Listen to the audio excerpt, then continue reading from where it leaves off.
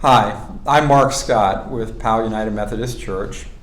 We're here today to talk about the fourth banner in our series of meditations. If you happen to hear a little bit of background noise today, it's the preschool here at the church, and sometimes kids have a tendency to speak a little bit.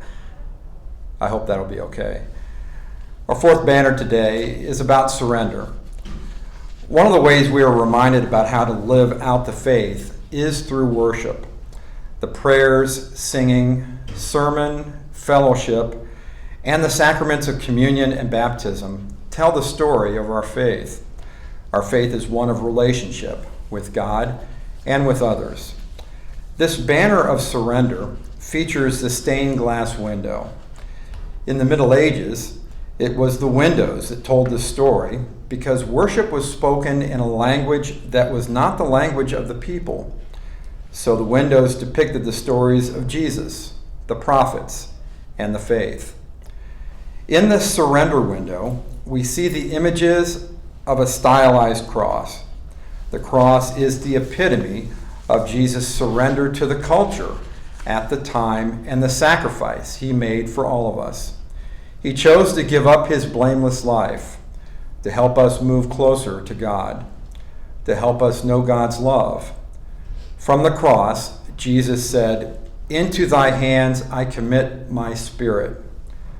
Our call is to allow our controlling ego that wants earthly fame, power, or fortune to die. To follow Jesus, we need to surrender our ego and give control to God. It's not about being a martyr. It's about being a living face and hands of Christ in our time and place. Hear these words from the book of Luke, chapter 23, verses 32 through 49. Two others also, who were criminals, were led away to be put to death with him. When they came to the place that is called the Skull, they crucified Jesus, there with the criminals, one on his right and one on his left. Then Jesus said, "Father, forgive them, for they do not know what they are doing." And they cast lots to divide his clothing. And the people stood by watching.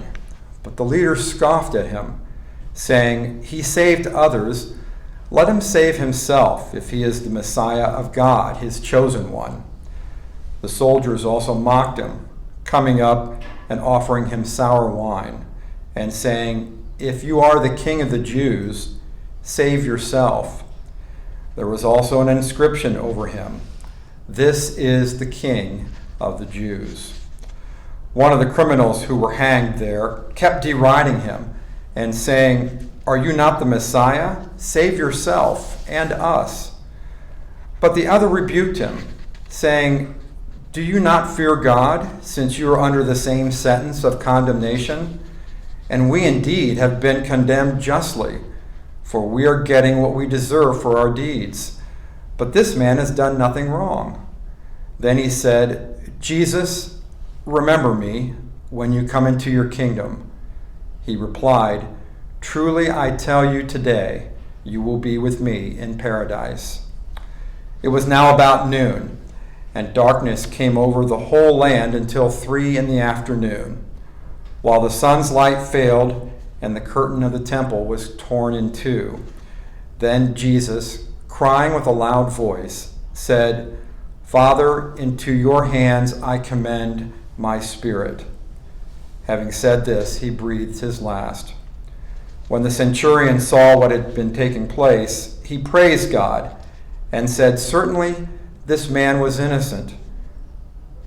And when all the crowds who had gathered there for this spectacle saw what had taken place, they returned home, beating their breasts.